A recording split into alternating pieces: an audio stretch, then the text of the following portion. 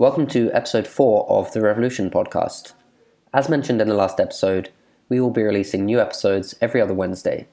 There is also now a dedicated podcast section on revolutionconference.com. Today I'm joined by Angelika Berger-Sodian, a senior executive in the automotive industry, in particular the Chinese European mobility space, where she was previously the managing director of NIO UK. More recently, Angelika has become a best-selling author for her book In the Year of the Tiger, Why It Is Not Too Late to Learn from China. She's also a thought leader and keynote speaker specializing on corporate growth and transformation, and we're delighted to have her on the podcast today. So Angelika, thank you so much for joining the podcast today. It would be great if you could tell us a little bit about yourself and your background before we get started. Hi, Ryan. Thank you so much for having me. Well, if I had to choose 3 key themes or 3 keywords, which would probably describe me or myself best, then I would probably go for mobility, China, and transformation.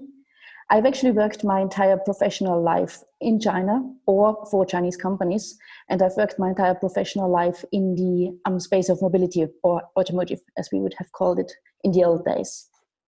What I am, however, most passionate about and what I have always loved to do was actually to start companies, to grow companies, and to transform companies. And I've always found it super interesting to also be able to observe how the industry as such has changed, how the industry has transformed, and in particular to see how companies, so how leaders and also companies on corporate level had to transform. And as you say, most of your professional experience has been in China. Yeah. I'm sure our listeners would be really interested to hear how that all happened, how you moved from Austria to China. I have been studying international management in Austria at the University of Graz, where I also did my PhD. And I was fortunate enough that the institute where I was associated with, that they had a focus on Asian studies. So quite early on, I had actually the opportunity to travel to Asia because they had organized study trips for the students. And I will always remember a study trip, or actually a moment in Hong Kong. And I think that was probably about 20 or 25 years ago when I first visited Hong Kong. And we actually visited the office of the Foreign Office, or the Foreign Trade Office. And wow. I will always remember when I basically saw the expats sitting there overlooking the Hong Kong harbor. And in that moment, I actually saw, well, honestly, this is me. This is exactly how I will live my life moving forwards. I think this is so cool. Working as an expatriate in Asia, working as an expatriate in Hong Kong, in China, in Japan, wherever, experiencing this intercultural flavor and being just in the middle of where it all happens. So this was a very particular moment actually in my life. So that was many, many, many years ago. Yeah. But that was basically the first moment when I thought, well, I would probably want to be associated and involved in kind of, Chinese, Hong Kongese, Asian business moving forwards. I actually only moved to Shanghai in 2008, then for the very first time. Mm-hmm. And this was when I was still working for Magna Steyr, an Austrian-Canadian contract manufacturer, actually a brand independent engineering and manufacturing firm. And I had not only kind of done my PhD in cooperation with them, but they also gave me this first opportunity to move to China. So I relocated in 2008. That was only kind of supposed to be for a project for a year and a half, but I've just so much enjoyed myself in Shanghai that I just simply didn't want to return to Graz. So I've always been quite entrepreneurial, which is also probably due to the fact that my parents have been entrepreneurs, or luckily still are entrepreneurs. And so kind of, after this year and a half, I just simply thought, okay, why not take the opportunity and start my own business? Because already back then, there was exactly this spirit that I still enjoy so much about China, that you always have the feeling, well, let's just try it. Let's just give it a chance. And this is actually what I did. I thought, well, I can always return to Austria in case it wouldn't work out.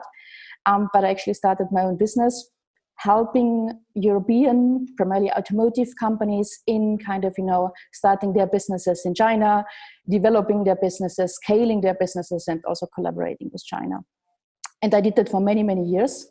And actually, the truth is, I never even had the idea to return to Europe, nor did I have the idea to return to corporate. But my former business partner, Chinese business partner, who is a very good friend of mine, she has actually kind of started working for NIO, and she has actually also she was the one who has then also actually introduced me to NEO's senior management team. And in the moment when I met them, I immediately felt that this is going to be the future. So I immediately felt the way how they think, the way how they want to transform the industry. And this was the moment when I also realized what I have done so far have actually been China inbound projects. But now it's probably the time the world is changing. Now it's probably the time to focus more on China outbound projects. And it was then actually the start of my career, of my love affair, if you want, with NEO, a Chinese global startup in the e-mobility space that you have probably heard of. Yeah, and NEO are a company that work entirely in the e-mobility space, actually, whereas other automotive companies have had to transition from traditional cars to e-mobility in recent years.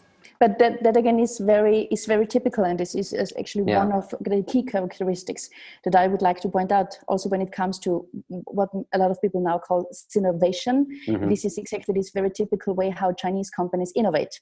Yeah. And kind of, for example, leaving out certain kind of, technology levels, so to say, and jumping right onto the next is what they actually call leapfrogging. And I think this is a very specific kind of, phenomenon, I would almost say, which is super cool and also kind of, obviously has helped them a lot in getting also at the forefront of the mobility revolution. So you'd say China is not scared, or their businesses are not scared of maybe the risk involved, and they're more saying, let's experiment, let's try something new. If it doesn't work out, it doesn't work out. But if it does work out, then the positives that can come out of it would be amazing, I guess. Yeah, exactly. This is what I have actually felt or perceived super positively actually from day one when I landed in China. This is really this kind of enthusiasm, I would almost say, to start new things, to experiment, but then also at the same time a certain kind of, I don't know how I shall say, distance, or a certain kind of neutrality to say when things don't work out, just to also be able to let them go. Because this is also something that I observe actually with European entrepreneurs, if you want to, especially European startup entrepreneurs. They are on the one hand less visionary, or maybe kind of, they think in more, let's say, traditional and kind of, typical ways. But then again, if they have started a company, they feel so committed and they really feel this is my baby, I have to make it work. And even probably their families, friends, they would all say, well, honestly, guy, this is not going to work out. They would still continue, which is on the one hand, perfect, because this shows an extremely high level of loyalty. And dedication, yeah. Exactly. But I'm just wondering whether this is always the right path to go or the right thing to do. Yeah, I mean, if you work out quite early on that it's not going to work, I think investing more time, investing more money is maybe not the most clever choice all the time. So this China model does seem unique. Do you think that other countries have already started to adopt any of these ideas, or do you think it's really something still focused in China and Asia? Well, it's a good question. I think it very much depends probably on the topic or on the challenge, I would say. Because I'm speaking of e-mobility, I think the entire world has probably acknowledged that China has done a really good job when it comes to kind of, building their ecosystem. And I mean, within only a few years, China has actually managed to be really at the top when it comes to e-mobility. So I think in that specific regard, China definitely has a good reputation. Also, for example, whenever I speak to kind of, colleagues from German OEMs, for example, I mean, they do have a lot of respect, I have to say. And you've actually pioneered your own term, which kind of describes the methods used by Chinese businesses that differentiates them from businesses in Europe or North America. Well, I guess you were referring to synergility or synergility, however you want to pronounce it. In a more German context, I would probably call it synergility. In a more English context, I'd probably go for synergility. Yes, I have invented the term. And actually the reason why I have invented it was that I felt there was not a term in existence. There was no term that actually described in an accurate and good way what I have actually observed over the last few years. Yeah. Because again, coming back to NEO, one of my kind of, responsibilities back at NEO was also to be the spokesperson or a spokesperson for the company. And I have attended loads of conferences sharing NEO's vision of mobility. And as you know, typically after kind of, a keynote, there is a panel discussion or people just simply approach you and ask you questions. And in most of the cases also, I was invited to talk about innovation. But the interesting thing was, that in most of the questions afterwards, people asked me about, so and what does that mean for you as a leader? How have you been able to build the company so quickly? And I realized, everybody at the moment is talking about how the industry is transforming, but not so many companies, not so many people have a clear idea how to transform companies, and even less have made an experience that I have made, that they have been involved at a quite senior level as a European executive in Chinese companies, like really experiencing on a day-to-day basis how it was possible to actually scale. And you just also mentioned before, probably the term startup is not appropriate anymore. It's to scale up, I would say, or to scale a Chinese global company at that base. And this is actually where I thought, okay, I need to create my own term, synergility or synergility, which actually describes this very unique combination of that I have actually perceived of kind of, Chinese startups having an extremely and super ambitious long-term vision. But then again, not to just make things better, but to totally transform the industry. Combined actually with what, again, the Chinese call dynamic execution. And this is just also a flexibility and agility that I don't really perceive often here in Europe, to be honest with you. So it's a combination of very different factors, but I just felt that I had to create my own term because I didn't find any that would describe what I have actually perceived. Well, I think it's pretty cool to be able to invent your own term, to be honest. But Thank you. you touched upon there being a European executive in a Chinese company. I'm sure a lot of people would be interested in what that's like, and whether there are opportunities in Chinese companies for Europeans in terms of work, in terms of the language differences, the culture differences, and how that is when you first adapt to it. Well, I have to say, to me personally, it has been probably the best 4.5 years of my professional life so far. So I have personally really enjoyed it. Because again, I'm probably biased a bit because as I've mentioned before, I've always really enjoyed myself living in China. I've always very much enjoyed working with the Chinese. So that as such has been something positive to me. But then again, kind of, also working with, I would say, a leader like William Li. You can picture William almost like, I don't know, a Chinese Mark Zuckerberg or a Chinese Elon Musk. I think I've probably never in my life learned that much. So it was really kind of, a huge learning experience in a way. And what I personally also like is just, I don't know, to me, it always felt that relationships still matter more in Chinese companies than they actually matter in a Western context. So it's still more, we really kind of, worked like dogs. We really worked 24 hours, I don't know, almost really kind of literally 7 days a week. But still, I always felt there was this human element. We had loads of fun, and also, some things that I personally really enjoyed a lot. As you know, in China, officially everything also goes corresponding to the Western calendar. But then again, the truth is that kind of the Chinese lunar calendar still has a lot of importance. So, for example, when we did, I don't know, the annual gala, so the annual dinner party every January, February, whenever Chinese New Year was. This is something that probably most Western executives would not have done, but I have always enjoyed that, to kind of even perform on the stage in front of thousands of employees together with my German or a UK team. We performed dog dances or pig dances, whatever kind of, year was about to start. But I've always kind of, very much enjoyed the fact that on the one hand, it was, in Western context, we would probably say work hard, play hard. It was a really nice combination of being super dedicated, and I think we all 100% bought into the vision. But then again, there was always time to just have fun and enjoy ourselves. Well, obviously that's really important. I think a lot of people associate hard work with maybe not being able to unwind and have fun at the same time. But if you're able to find the balance between the hard work and having fun, you can't really beat that system.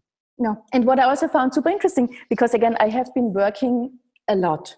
I've like really a lot, and also kind of, my family and my friends said, well, you really have to look after yourself. You're looking far too much. You're constantly on the plane. But the truth is I never felt exhausted. So because you loved it. Yeah. Yes. And this is what really makes the difference. Yeah. If you love what you're doing, it almost doesn't feel like work anymore. And you can actually dedicate everything into it. And maybe one more point to add, because you also asked about kind of, my experiences and how it felt. Generally to be a Western executive in a Chinese environment. What a lot of people don't know is I don't speak Mandarin. Oh no, okay. No, I was going to ask. I didn't speak Mandarin, but it has never ever been a barrier. Okay. What also kind of, I mean, it would have been easier if I spoke Mandarin, but I don't think that it would have changed anything. Um, because this is really an interesting point to mention. What my kind of, colleagues at NEO have always really appreciated, what they always said, well, Angelika, you don't speak the language, but you speak our culture. Okay. And I think this is exactly what has helped, that I have quite a solid understanding of the Chinese business culture. And probably now, when I say Chinese business culture, then I don't refer to kind of, the old wisdom of kind of, we use cutlery and they use chopsticks. So I'm not referring to that. Yeah. I'm really referring kind of to business ethics and kind of, the modern Chinese kind of, would say business culture, if you want. So if I have always loved it, I've always been very fascinated with that. And this is also why I found it interesting to almost be a facilitator between the cultures. Because I mean, if you think about it, when I moved to Germany, I mean, obviously there have been loads of kind of misunderstandings in the first place between the Germans and the Chinese. But I've always been the one to basic in the middle in order to explain and say, well, listen, this is what they mean, and this is kind of the others also don't come with a bad intention, so let's find a compromise. So I think for me, the most important and also the most helpful was that I've always been interested in different cultures, and that I have been. That I always enjoyed myself being the facilitator. So this is something, if people say, well, you will never make a career in a Chinese company as if you don't speak Mandarin, it's not true. Was not. So you actually, you instead of learning the language, you educated yourself on the culture, on the way businesses work. Exactly. And then you're able to translate that almost to the other markets that NEO were in. Exactly. I mean, the truth is also, again, would I have known back in 2008, that I would actually stay in China for 7 years, and that I would kind of, and also afterwards continue to work for a Chinese company, then I would have probably started to really kind of, properly learn Mandarin. Yeah. But again, back then when I first came, I thought I would stay for a year and a half because this was my first assignment with Magna Steyr. Now looking back, probably this is something that I could have done, but I think it's also an interesting conclusion to say, I don't think that it would have changed much. I think that's actually a really interesting insight and maybe even a surprise for some people. So NEO, as well as being a manufacturer of electric vehicles, actually have their own Formula E team, which for those who don't already know is a motorsport championship that only uses electric cars. I'd still argue that Formula E doesn't get as much airtime as it perhaps deserves. Maybe this is due to Formula One, or actually just that it's only been running since 2011. I was wondering what your perspective on this is. I think Formula E is super cool. I mean, Formula E comes with a quite unique combination, I would almost say. It's not only about pushing limits of electric vehicle performance, but it is also at the same time, it's all about sustainability. It's all about kind of an excitement. I would really hope that Formula E would have a bright future, because I think Formula E just deserves a bright future. Because I think the combination is so unique. It's not just about pushing the limits of electric vehicle performance, but it is at the same time, it's about sustainability, it's about excitement, it's about entertainment. And also kind of, it's about bringing people together and kind of, cities. I think the original idea was and is still amazing. So I mean, there has been a lot of kind of discussion, a lot of questions about who will survive. Will it be Formula One? Will it be Formula E? Will Formula E eventually replace Formula One? I think those are the wrong questions to ask. Okay. I would seriously hope that those two series could go in parallel. I mean, there are also kind of, there are plenty of other kind of series out there. Yeah, for sure. So why would one want to replace the other? I would hope that they could go in parallel, and I think they both deserve their place. Yeah, I do agree that Formula E and Formula One can exist together, and as you say, work in parallel in the motorsport world. And I do think it's incredible that Formula E has proven to skeptics that electric vehicles can get amazing performance.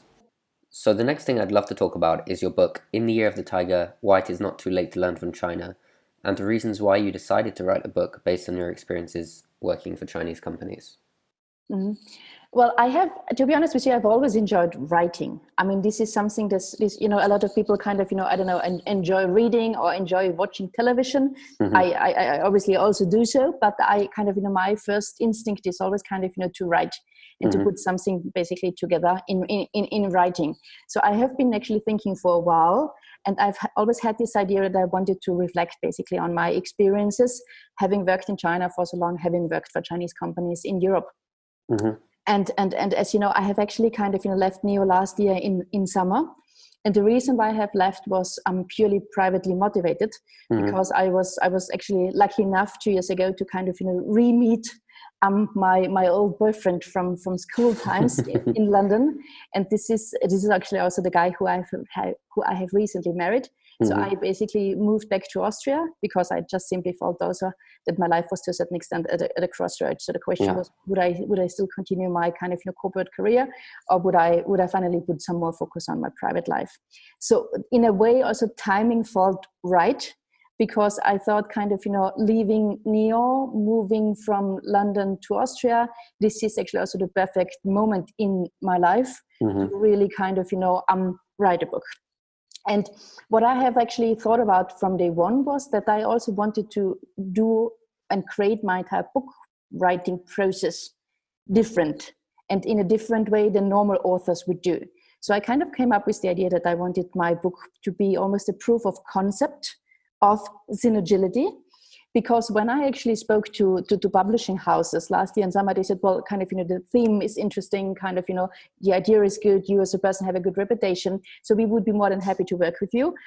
If you start writing today, then we will be able to publish your book in autumn 2020.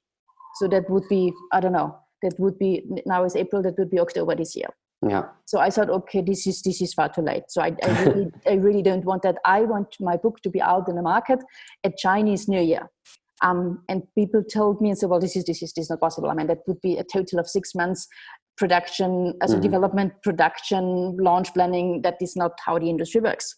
And this is why I thought, okay, this is exactly the challenge that I have been looking for.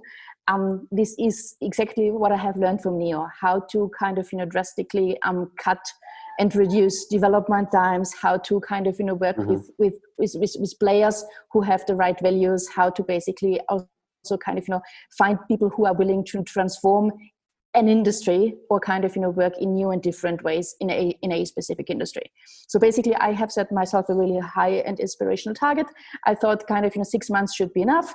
I don't want to spend more. I would like to launch my book internationally, and I would also want to kind of, make sure that it will be successful and that it will hit at least one bestseller list. Well, I have to say I'm quite happy with basically the results and outcome, because I did launch internationally at the end of January this year. I had really nice launch events in Vienna and in London, and it was already in week 2 that my book has actually hit Amazon's bestseller list in Germany.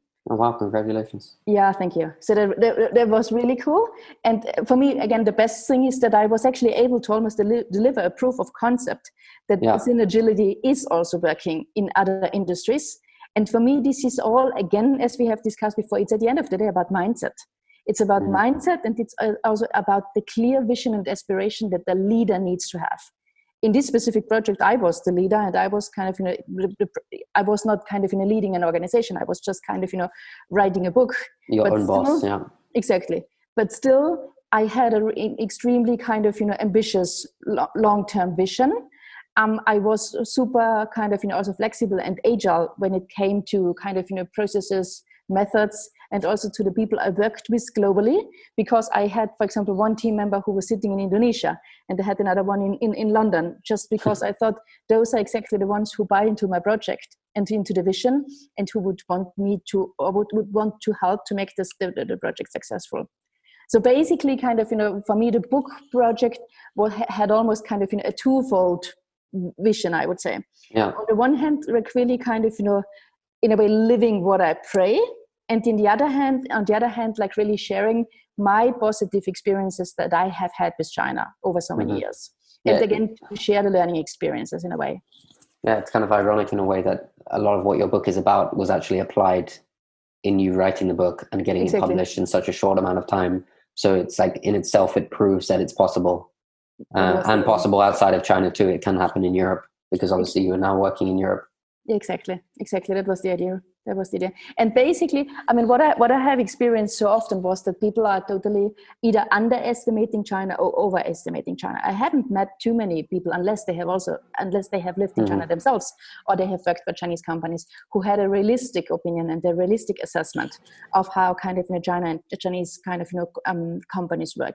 And this is why I just, again, going back to synergility, having the insider view, this is why I thought I really want to share, and on the one hand be kind of, you know, a positive impulse almost to Europe, and or a role model even to Europe, and also kind of, you know, to European or more Western, more traditional automotive companies, raising their attention and saying, guys, look at China, what they have also managed to do, particularly in the field of e-mobility over the last few days. So first and foremost, please do not underestimate them. And secondly, well, the times where China has been copying the West, well, they have passed many years ago. It's now more the time where kind of, you know, you guys should better have a look at some of, I mean, I'm not talking about all, but at some of the key success factors that China is actually showing us, and see whether there is anything that we could possibly learn from them. And in particular, I'm talking about this intrinsic kind of, you know, wish to transform industries, to do things totally different, to put emotional experience first. Also, what we have discussed before, leapfrogging. This is something which is not common in Europe at all. At least I haven't observed it often. But this is definitely something which I think European entrepreneurs could or should consider more often. Yeah, and I think your book will, and probably already is, educating people on the methods used by Chinese businesses. And perhaps we'll see some adoption of these methods in the future. So now that you've published your book, it would be great to hear about the next steps in your career and what you're actually working on at the moment. Well, yeah, as I said, I've actually left the corporate world in summer last year. And the truth is, I'm quite enjoying myself at the moment as author and a thought leader. I would not say that I would never go back to corporate, but then again, as I said, I have so much bought into Neo's vision that I would almost find it difficult now, to be honest with you, to work for a competitor or to work for another automotive company. So I thought I basically always believe that kind of, you know, life comes in chapters anyway, or at least I like to live my life in chapters. Yeah. And I think for me personally, this is probably the chapter of thought leadership and senior advisory. So I'm actually kind of, you know, surfing on two advisory boards at the moment as a non-executive director, basically sharing my experiences of how to transform European companies in the world of mobility, how to basically, again, learn from my Chinese experiences. So I find it really interesting to kind of, you know, lead as a thought leader at the moment, to really inspire people to see how that works, to kind of, you know, find out who is reading my book, who is not reading, how do they pick up on the messages. I'm quite active on social media. I've just recently started also my virtual roundtable, Leadership Under Uncertainty, how to lead in the world of mobility moving forwards. So I have quite a huge kind of, you know, international network in the world of mobility, and this is what I'm very much enjoying at the moment, to facilitate, especially in current times where we all work from home, to facilitate online meetings, bring people together, and just really make sure that they start to think out of the box. Yeah, and also there's no better time to do things remotely. Obviously, the technology we have nowadays allows you to inspire, educate people without actually being physically with them, which I think is incredible. Well, I think you've really covered everything I wanted to ask. I wanted to ask you whether there was anything you wanted to discuss or anything you would like to plug. Well, I just actually would like to also kind of, you know, recommend people or whoever might kind of, you know, listen to this podcast to stay happy and positive, because I mean, what I can actually observe, that too many people are currently kind of, you know, in a bad mood or are negative. And I think this is again something what I have learned from China. There are opportunities out there almost behind any corner. So I think I would really want to encourage people and to see, even if times are difficult at the moment, go through life with eyes wide open and just be open for opportunities. Okay, thank you so much for joining. I really appreciated you giving us your time. Thank you so much. It has been a pleasure. And we'll see you at Revolution. Yeah, perfect. I look forward to that.